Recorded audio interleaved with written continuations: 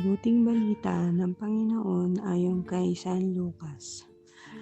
Noong panahong iyon, tinanong si Juan Bautista ng mga tao, "Kung gayon, ano po ang dapat namin gawin kung mayroon kang 2 baro? Bigyan mo ng isa ang wala. Ganyan din gawin mo ng mga may pagkain." Tugon niya, dumating ang mga publikano upang pabinyag at itinanong nila sa kanya, "Guro, ano po ang dapat naming gawin?" Sumagot siya, "Huwag kayong sumingil ng higit sa dapat singilin." Tinanong din siya ng mga kawal, "At kami, ano naman ang dapat naming gawin?" "Huwag kayong manghihingi kanino man sa pamamagitan ng pamimilit o ng pagpaparatang hindi totoo.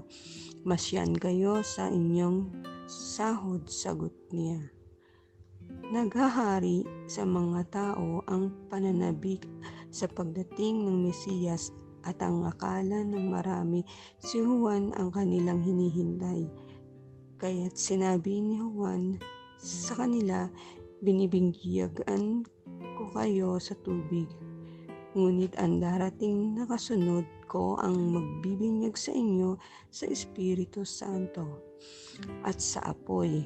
Siya'y makapangyarihan kaysa sa akin, at hindi ako karapat-dapat magkalag ng tali ng kanyang panyapak.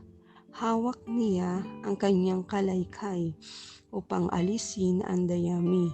Titipunin niya ang trigo sa kanyang kamalig, ngunit ang ipay susunugin sa apoy na di mamamatay kailanman." Marami pang bagay ang ipinangaral ni Juan sa mga tao sa kanyang pagpapahayag ng mabuting balita. Mga kapatid, ang mabuting balita ng Panginoon.